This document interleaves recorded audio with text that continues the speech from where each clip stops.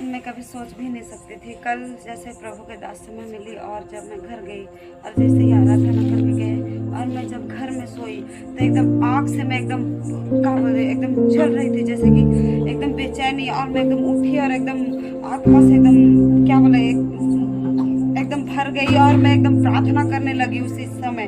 और मैं अपने हस्बैंड को बता रही थी मैं जल रही हूँ, कुछ चीज़ से मेरे शरीर से कुछ निकल रहा है और मैं जल रही हूँ जैसे लग रहा है। उसी समय वो भी उठे और मुझे उत्साहित किया। और क्या बोलते हैं रात में मैंने क्या बोलते हैं दर्शन में देखा कि परमेश्वर के दास एकदम भीड़ के साथ वो जैसे अभी जिस तरह से वचन बताया उसी तरह से मैं जंगल में थी और परमेश्वर के दास प्रेम चौक में वचन बता रहे थे। यही दास यही कपड़ा सेम जगह में, विश्वास नहीं कर पाती, मुझे विश्वास नहीं हुआ कि मैं जब मैं आई तो यही पैंट, यही शर्ट, यही घड़ी, यही फोन और यही बाइबल।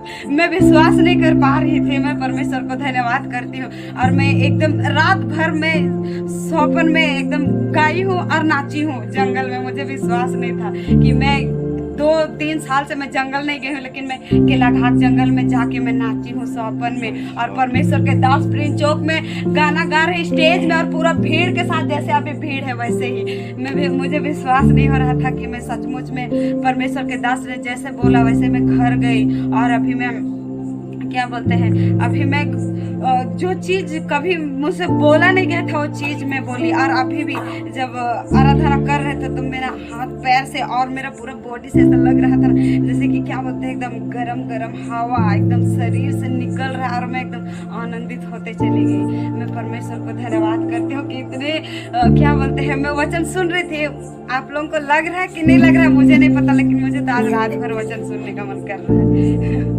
मैं परमेश्वर का धन्यवाद करती हूँ कि प्रभु के दास को इस जगह में भेजा और परमेश्वर के दास ने हम सबों को उत्साहित किया।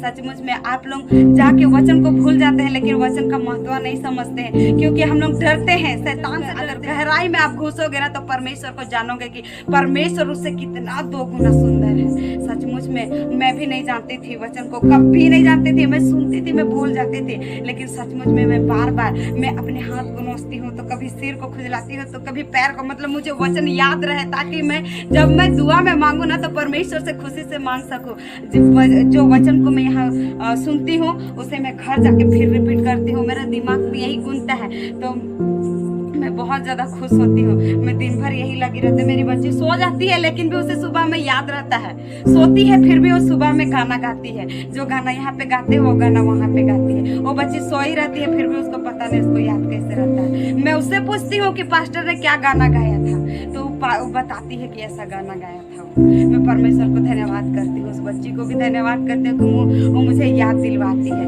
और मैं धन्यवाद करती हूँ कि सबसे बड़ी बात ये है कि परमेश्वर को दास का हम लोग के सामने खड़ा किया। मैं बहुत खुश हूँ। आप लोग खुश है या नहीं, लेकिन मैं तो बहुत ज़्यादा खुश हूँ। मुझे रात भर वचन सुनने का मन कर रहा है आज, लेकिन परमेश्वर को धन्यवाद करती हूँ कि हम लोग को इतना सुंदर वचन दिया। सचमुच में सूखी हड्डियों की तरह हमारा जीवन है। अगर हम लोग इस वचन के अनुसार चलेंगे तो सचमुच में हमारे जीवन में नया सांस, नया आत्मा और नया दिल और नया और क्या बोलते हैं सब चीज एकदम नया। मैं भी नई हो गई हूँ, मैं तो एकदम नई हो गई हूँ सच में। आज मैं बता रही हूँ बिना स्वेटर बिना मोजा का मैं रह नहीं पाती थी। आप लोग भी देखते थे बिना टोपी बिना मास्क में रह नहीं पाती थी।